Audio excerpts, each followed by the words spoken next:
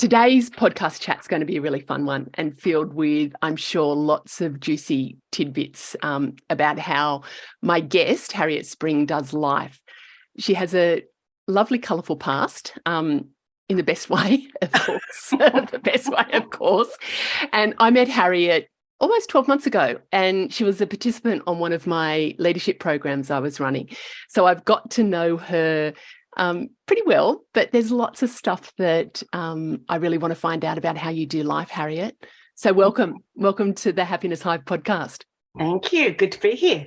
Good to be here. So what I normally do is I normally start the podcast by asking guests about what stage of life they're at.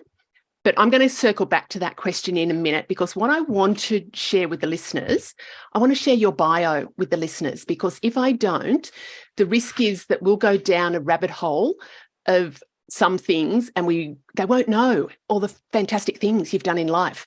So I'm going to, you can cover your eyes or block your ears or whatever you want to do with this, because it's always, I always find that a bit weird when I hear people talking about me in front of me. So you can just block your ears if you want, but listeners, you keep your ears open. So Harriet grew up in a typically dysfunctional 1970s family home in Sydney. She's the youngest of 5 girls, and she comes from 4 generations of school teachers, making her determined to never be one. Instead, Harriet graduated as an architect in 1993 after 7 years studying at Sydney Uni and then the Uni of California, so Berkeley, in the 80s. Architecture upended her suburban upbringing and changed the way she both thought about and viewed the world. She continues to be inspired by the many strong and talented people in architecture, particularly women, whom she's had the privilege to work with over the 30 years that she's spent in construction and design. And it's beautiful that we have another woman working in construction and design. One of the previous podcast guests, Kerry Ann, also works in the building industry. So Harriet's experience in the 90s was in the private sector. Now, I love all of this. So ranging from work on residential projects for the uber rich, I want to find out who they all were and all their secrets, Harriet, as well as public buildings, including schools, prisons, museums, zoos, heritage buildings, and the Broadcasting Centre for the Sydney Olympics. But that's not all. So after 2000, Harriet has undertaken predominantly public sector work, which has been seen her delivering projects for the National Capital Authority. She was the project manager, this is beautiful, of the new childcare centre at the Australian Parliament House. And that made the then Democratic leader, Natasha Stott-Despoja, did I get that? Yeah, Stott-Despoja cry with joy when she saw it. So how beautiful to be to the project manager for the childcare centre at Parliament House. And so you managed residences and the grounds of the Governor-General in both Sydney and Canberra. You oversaw works for the federal courts across Australia, infrastructure projects for the external Australian territories of Norfolk, Christmas and Cocos-Keeling Islands, before returning to work on projects in her hometown in Canberra, and that's where you are now. Yeah. Her career path hasn't been about climbing any ladders, but rather has focused on interesting and exciting work and working with, as well as creating great teams. Oh my gosh, so much, but that's not all. That is not all. Harriet's married to a talented cabinet maker and has one overachieving daughter. I love this bit. We had a chat about this the other day, but has an overachieving daughter who's just graduated from school and is spending a gap year. Will I say this bit? That she's being exploited by the boarding school system in the UK. We're going to talk about that. Together, the family designed and built their home, which they also call the commune, in Hackett, and that's a suburb in Canberra. And what do you reckon? It's going to remain unfinished project for about the next 20 years? At least. At least 20 years. And a little bit more about Harriet. She's a passionate feminist and remains increasingly astounded that the world remains largely run by men, considering the amazing women that she knows and the women in the world. I agree with that. She enjoys ceramics, squash, gardening, travel. Their family cat, who's just been probably pop up on the screen in a minute, but Pearly Puss Puss Madonna. And, of course, she's got chickens. So for those of you that don't know Canberra, the suburb that Harriet's in, you've referred to that as part of the lentil belt. That's where the everyone's got a PhD in chickens, right? PhD in chickens, like the hippie suburb of Canberra. I love this bit. Harriet is a card-carrying member of the Crappy Book Club, which proudly boasts the reading of absolutely no books, but the consumption of much wine. She spent the past 15 years religiously climbing Mount Majura, which is a local mountain here in Canberra, 2 or 3 times a week, with fellow mums from her daughter's kindergarten class. Oh, my gosh, Harriet, we need to talk about all of that. Right, okay. Plus some more. Settle down. So let's circle back. Mm-hmm. Where are you at in life now? So lots of stuff that's happened. So what stage of life are you at now? Okay, I'm 55 now, which I was told the other day I looked 45, and I'm like, oh, say that again. Ooh, I don't. I've got very grey hair, so I was like, okay. No, grey's than you. I've got grey hair. Look at us both. I know. For those listening, you can watch us on the video. We're both in black with our hot grey hair. So I'm 55 now, and I kind of think that I want to work till I'm about 60. So I want to work on really fun projects. I'm really determined to work on fun stuff. I'm just looking forward to the next chapter of life, watching my daughter get out of the exploitation that she's in London, not in London, in England, and I'm on the path of trying to enjoy life and trying to work on work-life balance a lot more, because it's been a constant theme in my life. So you're in a senior role. Yeah. You're in a senior role in the ACT government. Yeah. Still working in the architecture game, is it? Kind of project management, kind of program management. I used to say I run teams of project managers, but now I've got operational teams and project and program managers and procurement people and sustainability people. So it's a bit of a mix. We run a facilities management of ACT properties and lots of projects. But you're not designing at the moment with no I've just accepted a new secondment where I will kind of get to work with teams who are doing a lot of the designing. I'll kind of play client, I guess, and sort of say no, do that better, so do that more. Cool. Not a bit less of that. How did you get into architecture? How did that happen? I was absolutely obsessed when I was growing up with James Harriet and what was it? All Creatures Great. All Creatures Great and Small. So I was determined I was going to be a vet. Absolutely determined I was going to be a vet. I even changed schools so that I could do art with chemistry and physics, which was critical for being a vet. Wow. I hated both of them. I hated them. And so year 11, I'm kind of like, well, let's stuff that idea. So I just scrapped around thinking, what the heck am I going to do?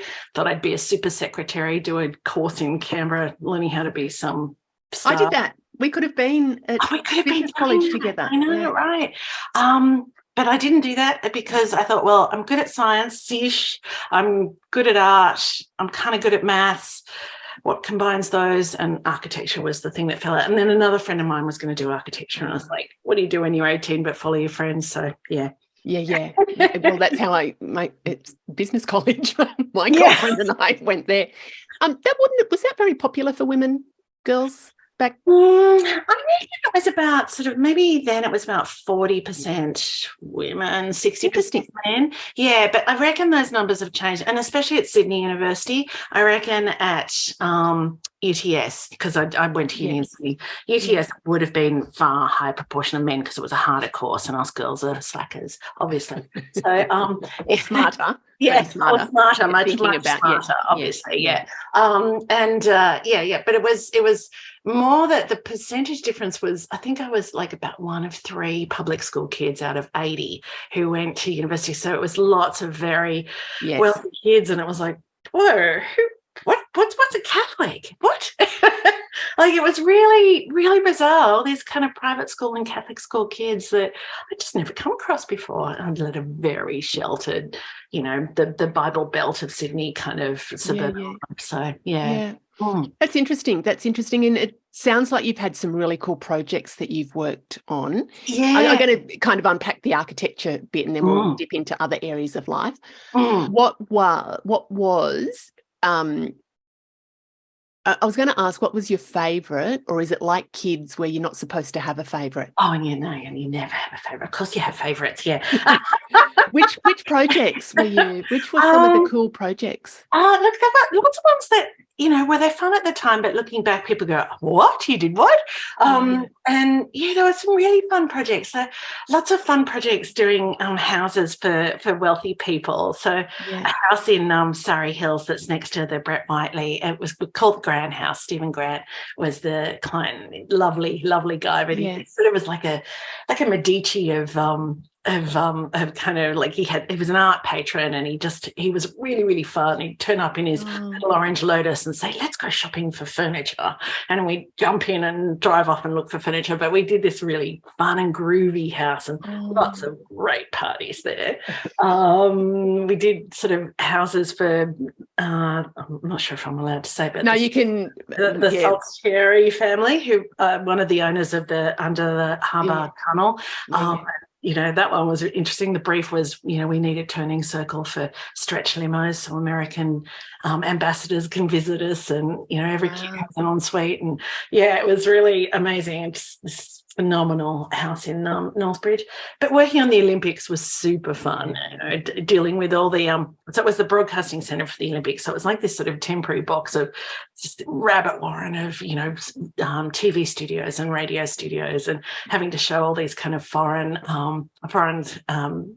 TV and radio broadcasters through the building, which was like a big old warehouse, and getting to see the Olympics, working all through the Olympics, Rowan HG shows through the Olympics. It was just super fun. And we had to brand everything, so we branded everything in Australian themes, and named all the roads, Australian names like Lamington Drive and the Chook Run, and had beach and bush and desert, and I forget what the other one was, desert and something or other else, and harbour, water, for themes, because it was just so big, we had to try and help people find their way through it. So amazing. And then lecture theatres for the zoo, where we had to kind of work out, what fence will keep an alligator out from getting to the monkeys on the other side. Oh my God. The Governor General's working out, if we do a 21-gun salute, will the monkeys who are in the zoo next door stampede, and how do we prevent that, and there's been some hilarious things. Oh my gosh, and thinking about your risk management. So different. Office-based risk management. The Governor General's was a whole other world, putting on, things for the Canberra, the 100 years of Canberra celebration. We had 20,000 people to an event, and, just amazing things with helicopters parachuting people in, and, just the massive kind of big, is it the Pacini? I can never say her name, that whale balloon, what's her name? I can't think of it. That amazing balloon was there, and just like such an incredible event. And getting to, I guess, stay at Admiralty House and swim in the pool right on the harbour. I once was swimming in the pool there, and I'm thinking, it's so private, it's right on the harbour. And I looked up, and there's this cruise ship going by, and I thought, no one's really looking, still private. And I just waved, and the entire side of the ship waved back. I'm like, that's so private. Did you have your cozies on? I did have my cozies on, right? I was not swimming nude at the Governor General's. So let me say that for the record. Oh my gosh. How do you go about and I'm not even sure how you unpack this, but do you visualize it in your mind? What, like, just even thinking about just even a project that you're working on, how do you break that all down? Like, is it just a vision, a concept? You do a consultation? I guess you're part of a team doing that. I know that's a very big question. I know that's a very big question, but I'm trying to get inside your mind. Yeah, look, it's been a long time since I've been the one actually responsible for the design. So I tend to work with project managers who I help guide them putting projects together. I put the programs of works together. So, you know, there'll be 70 projects in a set, and then I have to keep my eye closely on just one major project there. It is a bit of a process. You do you have to kind of work out what the problem is first, to find the problem, and then you have to work out, well, what are the options and how much might it cost, and get a business case together. Really boring administrative stuff.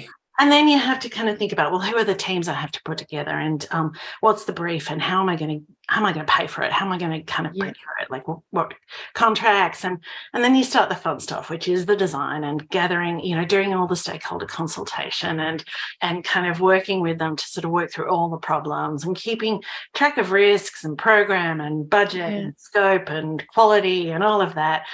And then the magic happens, and the design happens at the construction happens at the end, and that's probably the hardest bit. But you've done a lot of hard work, and you're in a relationship for 2 to 3 years with them. I was going to say, you kind of Are you working on one project, or are you running running concurrent projects? Is it those big ones you were talking about? It depends. So one of the projects I was working on was the new CIT Woden at one point, and that is such a massive project that was all consuming. But it depends. Like, if you can have multiple small projects working, or if their projects are in different stages, like if one's in construction, one's in planning, one's in design phase, it's how you kind of time it. And and if you've got teams working for you, then you can be juggling more. And like, I mean, architecture firms and project management firms, they all work in very different ways, and it depends on the individual personalities and the talents that everyone brings in. But ultimately, it's a massive collaborative piece, and no one's indispensable. No, that's you like it, but it sounds like you've had some beautiful opportunities, that you've had some really beautiful opportunities. Sticking with the theme of work, like you said that you're 55 and you're probably going to retire 60-ish. So that's not like you're entering that new, it's not the wind down phase, but it's the entering into maybe the beginning of the phase. And you've talked about legacy and stuff like that. What's that sort of next phase look like for you? Is that no, I don't know about legacy. I've never been so important as to think okay. leave a legacy. Sorry, I might have been just selling that. Look, I think it's more just, well, what else have I got to offer? I'm kind of feeling like I've reached that point where I feel confident in the skills that I bring to the table, and who could most benefit by the energy that I still have? And I do sort of think about, I think I was talking with you earlier during the year, I'd like to kind of maybe help women who are trying to get back on their feet after domestic violence situations, or, trying to get their careers back together if they've had a long break from work, or anything like that, where I can help them kind of build their confidence and build their stories and put their CVs and applications together, or, just help some community groups. And that's legacy.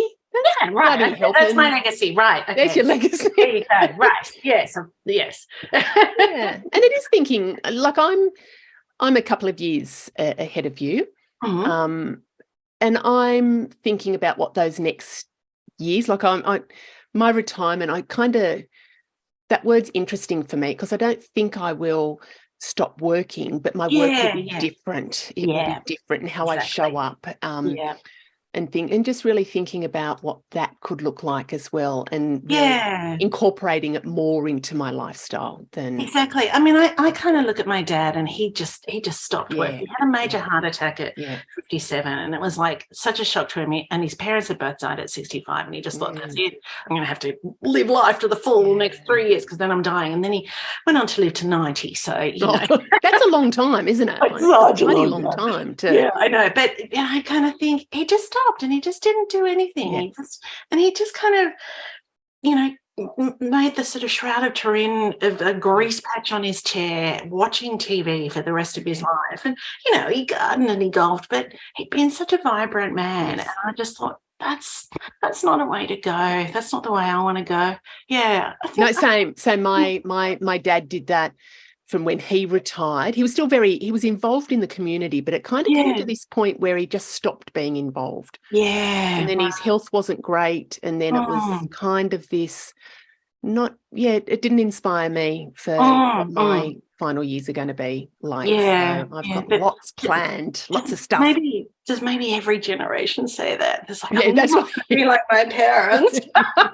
I've got girlfriends on the, we've got a pact that and they're different girlfriends, because if we're all, it's about looking out for each other. And if we start turning into our parents, we've got to kind of, you know, slap each other out of it. Talking about your health too much. Yeah. But then we've got to have somebody outside the circle. Yeah. That actually, because if we're all morphing into it together, we need somebody that can actually look in. Bit of a kind of arm's length. Yeah, that's right. I know. Well, we were joking about it. I actually asked my husband on the weekend when we were driving back home, how does he reckon he's going to die? And I can't remember how he said he's not important.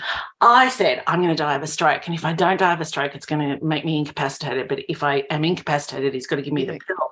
And he said, you know, I'm not going to give you the pill. I'm going to, you know, just introduce you to Mr. Pillow and smother you because it's much cheaper. And he said, you know, if we leave it up to our daughter, it's like, you know, she'll have us put down at anything. It's like, she had a weepy eye, you know. Yes. I had to put it down. Yes, I've got, I reckon I'm going to die in the nursing home when I'm doing line dancing, and the instructors there taking Zumba? us through. Oh, yeah, maybe Zumba. Yeah, Zumba. maybe. Yeah. The salsa. Yeah.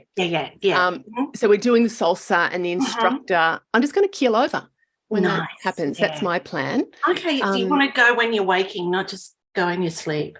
No, I'm okay. You want to be active. Okay, yeah. I like that. But I've also got girlfriends on the lookout, because if anything happens to me before John, I reckon he'll turn the life support off if I've got a broken ankle or something. Yes, I know, right? Yeah. So I've got people on the lookout just to make sure. And he said now that he'll wait 3 months. Okay, yeah. You want to be an absolute burden on all of your loved ones, right? Yes, that's like, how can I get them back? How can I absolutely get them back? Exactly. Like my daughter, when she was 2, she used to sit. She'll be so embarrassed if she listens. You play this for her. Yeah. When she was 2, she'd sit on the toilet and she'd say, "Mommy, wipe my bottom. It's a sloppy one." And we're always joking, saying, "Can't wait till we do that back." Yes, till it's us. Yes, when we're. Yes. God, I've got so many things. Actually, I know, right? The revenge is a lot that my kids all probably got revenge on me as well. Tell me about your daughter. So your daughter's left school and she is being exploited by the UK boarding school system. What's happening? Okay, to anyone out there, don't let their kids join up to Let's Live. So Let's Live. This is a gap year. So just for people, so some listeners not in Australia, I think other countries do gap years, but it's common here, not all kids, but at the end of year 12, to go and find themselves. Yes. Have a gap year. She's not finding herself. So she's finding herself in the UK. She's found herself in a very exploitative situation. So like what it is, that they take a finder's fee and they place all these kids all over England in posh boarding schools, which, you know, theoretically lovely, but she's working 80 hours a week and getting paid about sort of £3 an hour, and saying, "Oh, she'll get used to it. When it's summer, it's much nicer." And I'm like, I don't know that you get used to working 80 hours a week.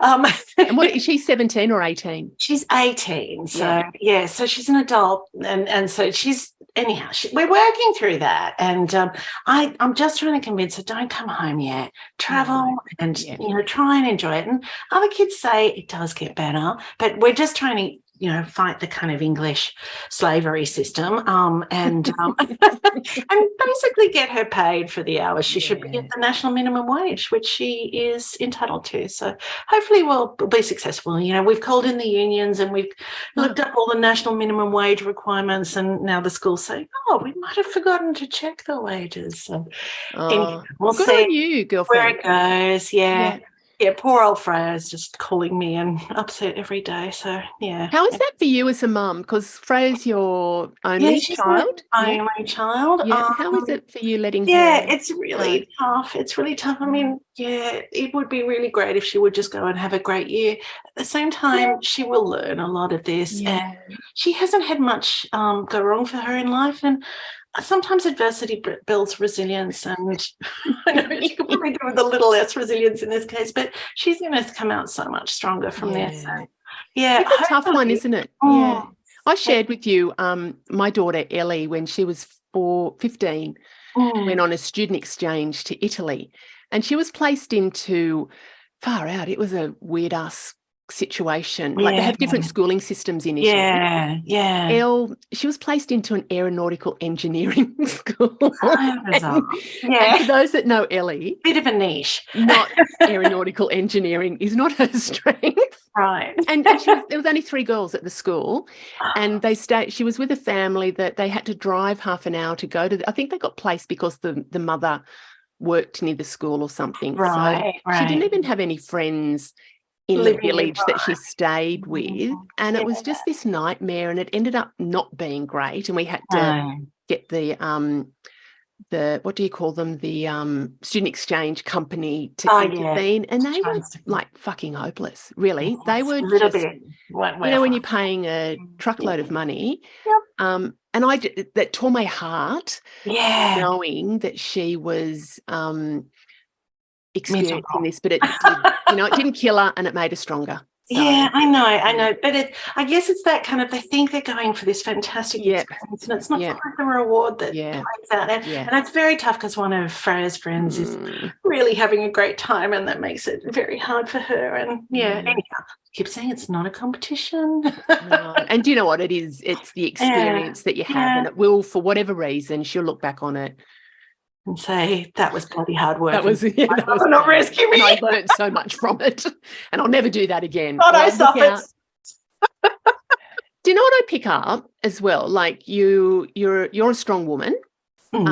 Feminism, you've said that you're a passionate feminist. And even helping Freya, and this is not necessarily the feminist aspect, but you're not just going, oh, well, suck it up. You're actually helping her to help herself a bit. And almost take on the system a little bit as well, saying, you know what, that's not okay. What's feminism mean to you? What's that look like for you? Look, a little bit in, I guess, to some extent, just not thinking that there should be any difference. When I was a kid, I used to always wish I could be a boy, because boys had more fun and boys were more interesting. And I think because my dad was sort of this really patriarchal figure where, all the women in his life had revered him, and it's like, I want to be dad, he gets to be revered. Now it'd be the worst thing in the world. Oh my God, imagine being put on a pedestal. It is. But I guess for me, feminism is my everyday living and breathing. I just know amazing women who are super strong, who just run the world. They're basically, they're on top of their jobs. They're the organisers at home. They're all over the finances. They organise the social life. They're in charge of the kids. It's like, really, what are men doing? Because the women have got it all covered, right? So I just am a little bit astounded. I do think the one thing women don't do is play enough. We really don't play enough, and I think that's something that we could learn from men. And I think I was talking with some of your clients, saying that you've got to learn to be as selfish as men are, and that's really important. I think as women to actually put yourselves first for a bit of fun. You shouldn't feel guilty about it. Do you know what? I find that a lot with women, that and myself included, busy putting everybody else first and looking after and nurturing and managing, businesses and teams and, in really important jobs, and then go, oh, oops-a-daisy, kind of forgotten myself along the way.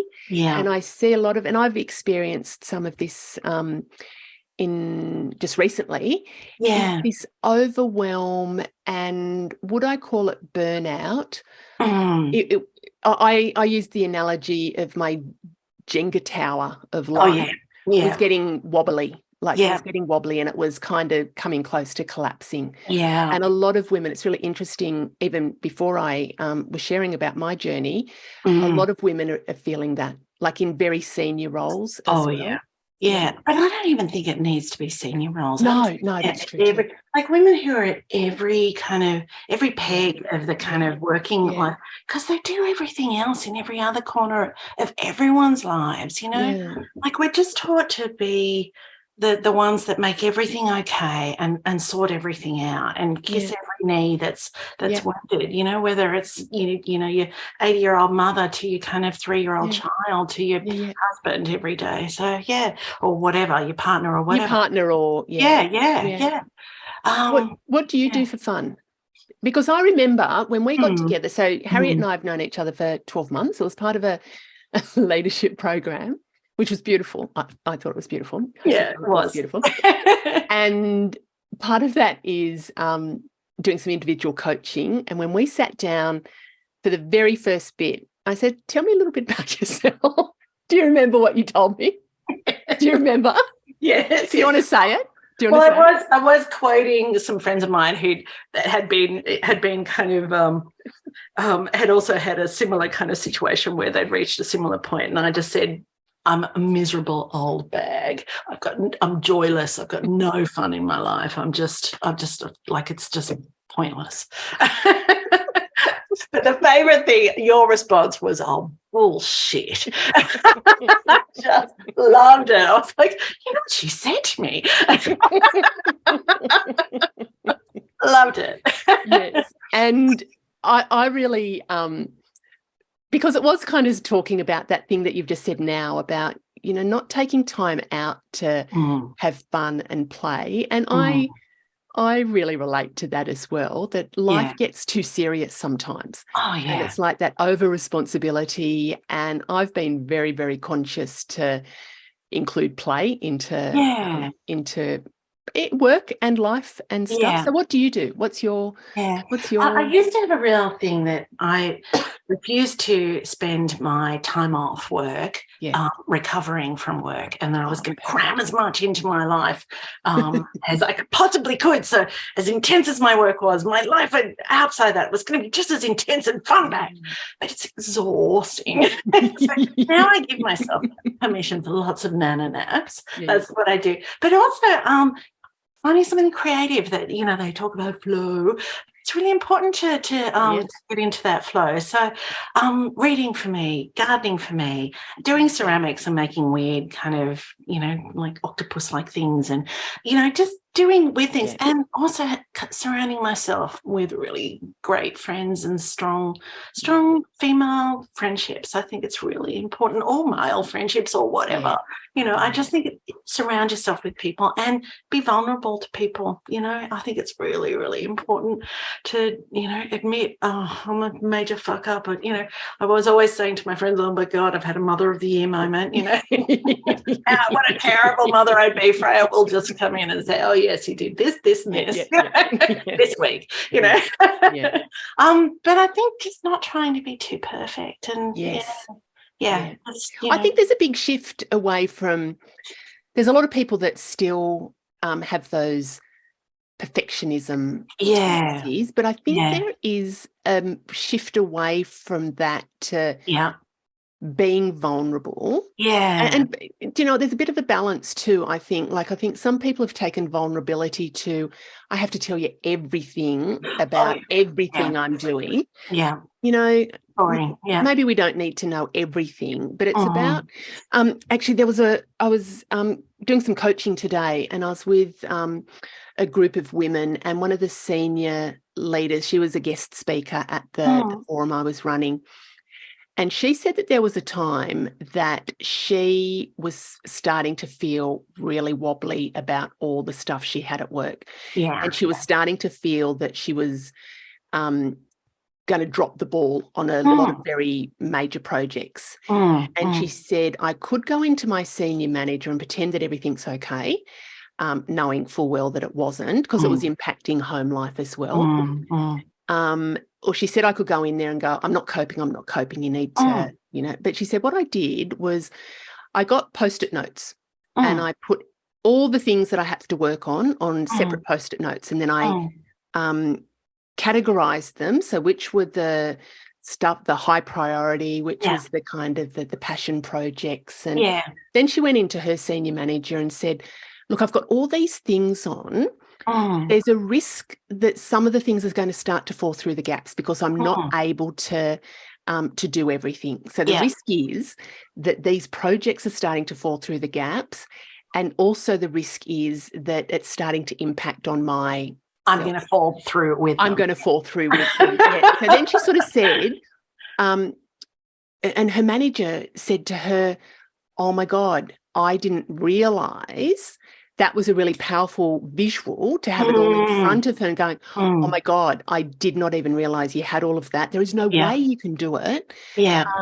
So it was a really good lesson for the senior manager, because she said I was vulnerable, but I wasn't like, oh my God, I can't cope. It was like I nipped it before I couldn't. So I thought that was a really good strategy. And then it was also her senior manager was like, oh, fuck, I didn't even know this. So if we keep it to ourselves, I guess the moral to the story is take action. Like, look at what you've got on your plate. What can you do? What are the the risks or the impacts of stuff falling through? Sometimes we need to let it fall over.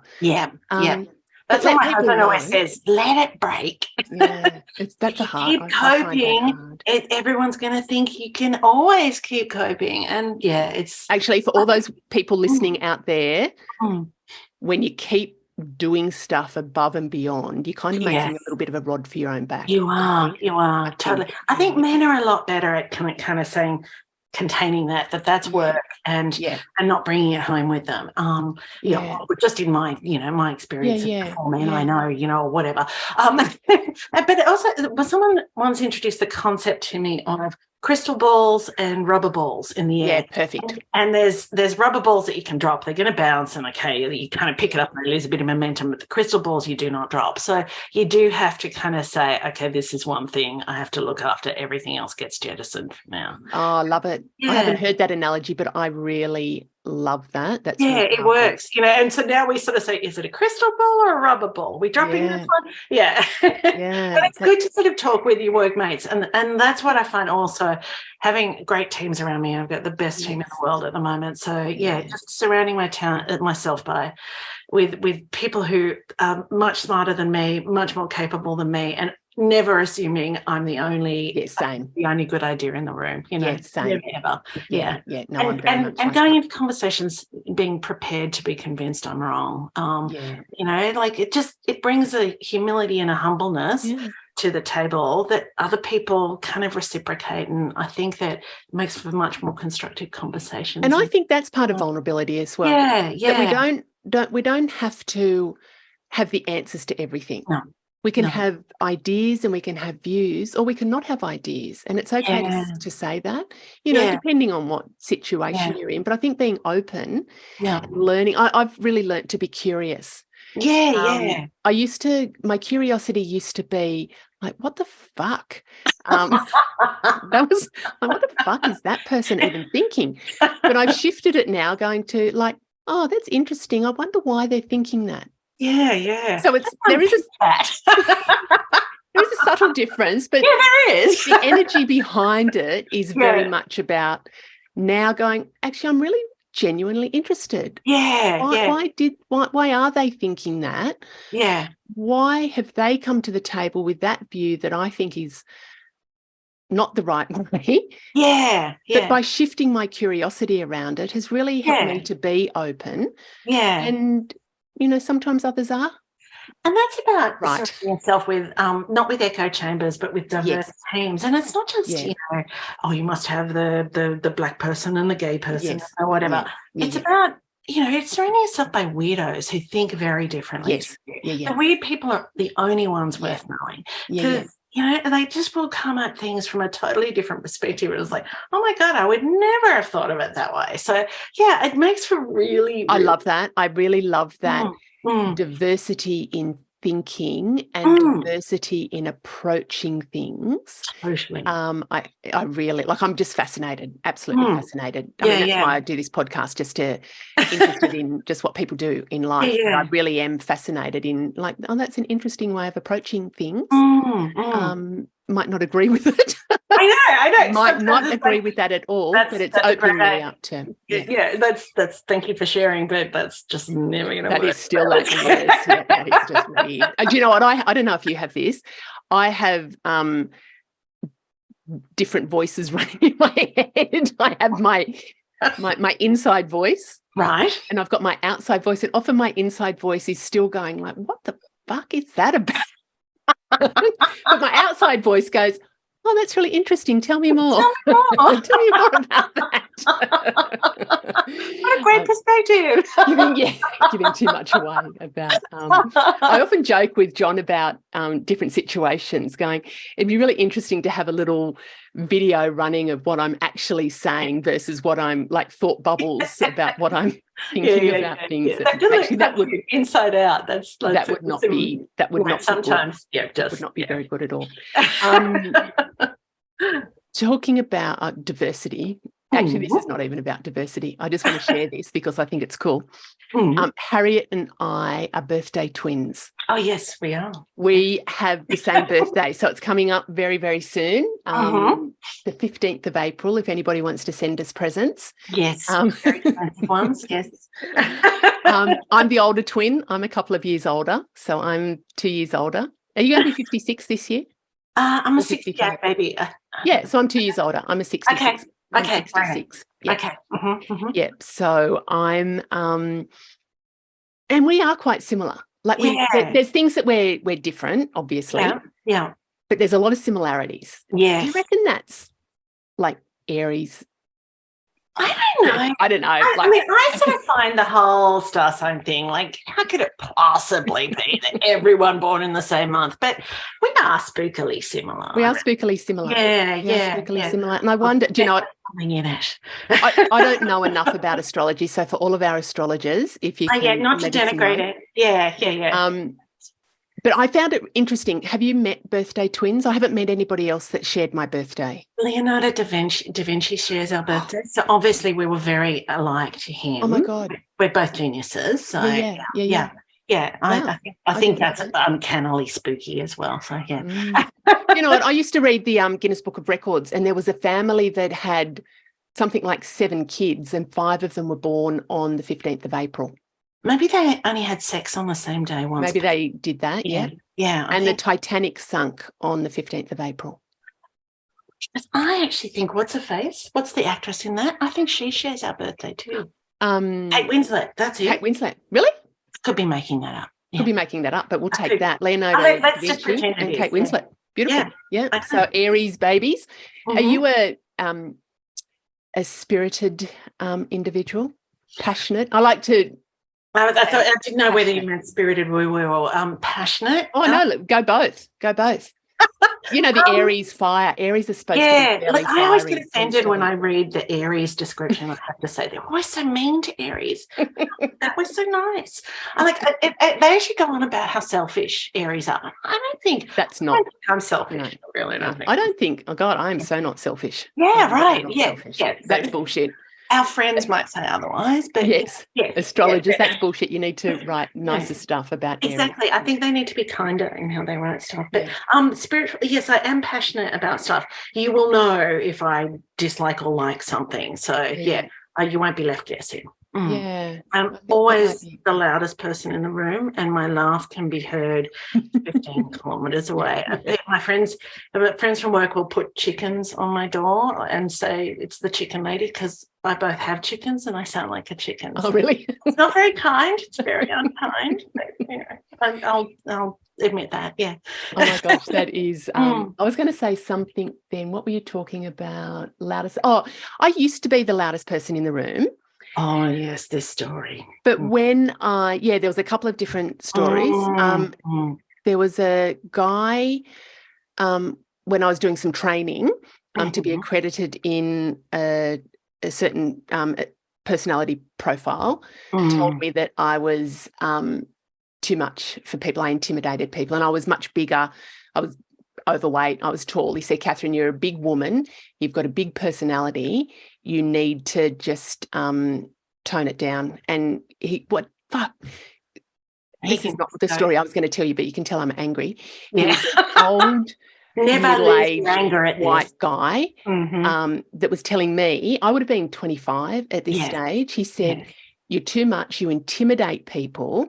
You need to make yourself smaller. So even when you come into a room," this is me as a trainer, he said, "you need to sit down so you don't." And it's just like, at the time, I'm just going, fuck off.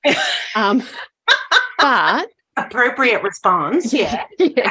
But what actually happened is I travelled overseas not long after that on my own. So I travelled over there for 6 months on my own. And it really affected my personality. I actually came back and it was just like, oh, it's not okay to be that big personality. And so I'm still a biggish personality, but certainly not. That had a really impact on me for many, many years about it's not okay to be who I really am. So lots of therapy. We let fuckwits define us. Like, what is that? Yeah. Like, why? I mean, I'm sure that guy was a fuckwit in reality. But why did he get under your skin with that? And do you know what? It's interesting, and what I do a lot of work with people around, and that was just and I hadn't really consciously remembered that impact until maybe about 5 years ago when I was doing what was I doing? I was actually just mapping out some stuff about my story to put into business terms or something. Yeah. And it was just like, oh my God, this memory just popped up. Yeah. I was like, oh my gosh, it's been sitting dormant in the subconscious, but it says a lot around not okay to be who I am. Yeah. And so I work with a lot of people to help them. They store a lot of stuff in the subconscious that they're probably not even aware of, and just to be able to help them to just even identify some things to go, actually, that's not even a real thing anymore. So I've kind of, but it's had it's interesting, isn't it? Why do you latch on to a story like that? Yeah. And I think it's the whole thing of we hear the negative and we don't hear the positive. But when I was thinking about having a child, thinking that, the one thing I wanted to do is just tell them that everyone thinks they're a weirdo, everyone thinks they're not good enough, and that they are, and I don't know that I succeeded with saying that, but hopefully something sung through in prayer. Yeah. Actually, do you know what I was just thinking too? I was writing.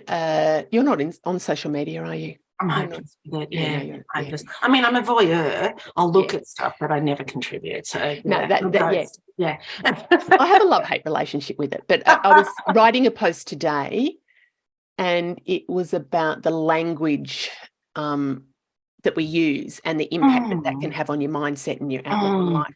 And I used to refer to my life as being shit. Mum passed away the day before my 12th birthday, and I used to really refer to it as like, that was shit. That was shit. And I don't anymore. I don't actually refer to any of my past as shit, even though there's been some challenges and there's been things that I would never want to experience again, or I've really shifted it to being, I honour all the things that have happened. Yeah. I haven't necessarily liked them, but I honour them because they've made me who I am today. So even that dick that said that I intimidated people, I've shifted from going, you're a dick. Well, actually, I haven't really shifted, maybe. But it's about going, well, you know what, that's a point in time that happened, and did have an impact on who I was. Yeah. But I've been able to shift Recover from that. But also, in some ways, you can be grateful that you may not be the massively big personality that you might have been had you not sort of stunted your growth. But maybe he's helped shape you into something a bit more interesting than that. And maybe your pivot away from Dick's kind of comment is better for you. And we've got to be grateful for the assholes in our life and proud of the stars we wear, I think. I mean, I remember I had brain surgery when a year after I had Freya, and after the brain surgery I put on 15, 20 kilos, of course I just blamed it on the drugs, but I think it could have been a massive overeating, honestly, in compensation for having had brain surgery. But anyhow, I developed this sort of weight thing instantly overnight, and I just sort of was so pissed off that I developed a weight issue just as I have a young girl. And it's like, what sort of example is that to be obsessed about my weight just as I'm kind of going to affect a child with the language and everything that I have? And 20 years later, I'm still working on that. But, I do sort of think it really kind of, like the words that we use affect other people too. And, and I was really worried about how my paranoia would have a language to her. So, and I think I've tried to be consciously empowering, and a role model for the kids and stuff. But there's still stuff that I've done that screwed them up. That's just a rite of passage, I think. That's a rite of passage. Therapist for. Yeah, totally. Yeah. Where I always think, what do you reckon Freya will go to a therapist for? Have we really screwed her up? Yeah. I'm proud of that too, right? And I think it's about the intention that our intention is that we're being good mums, and we're raising we're sort of slightly screw ups, Oh my gosh, time just goes way too quickly. So what's kind of next for you? Just having fun life. You got your mojo back, so you're not a miserable old bag. I have recovered from being a miserable old bag. Yeah. Next this year is helping pack up my mum's house, and I've got my passport in case I have to head over and rescue my daughter. What else this year? I was going to learn ukulele, but I think I've given up on that. Oh, really? I'd like to learn the harp. I have an inkling to learn. I've got the ukulele. I gave it to my daughter, and she said that's a shit gift. So I said, well, I don't have that. But it has been turned to be a bit of a shit gift. I think that's cool. Eventually, I don't know, more ceramics, more. Yeah, just enjoy working out. I was very worried when my daughter went away that I'd kind of look at my husband and just say, actually, you're a bitch. But no, surprisingly, we're turning out to sort of not totally hate each other. So that's been a nice discovery. That's a nice surprise. Because our kids moved away as well. Right. And it was just John and I, and it was just like, this is a bit weird. But we got into a nice groove. Yeah. We got into nice groove. Nice groove. Yes. We're planning. It depends on the atmospheric pressure on the day as to how I'll answer that question. But yes, but look, I think that, just growing old disgracefully with each other, and love that so much. Yeah. We could talk for so much longer, but thank you. Lots and lots of pearls of wisdom. You've got such a beautiful, colourful background of life that we could unpack heaps more, but we won't. We'll do that over a glass of bubbles or something. Yeah. Yes, definitely. Beautiful. Yeah. See you, gorgeous. Thank you. See you.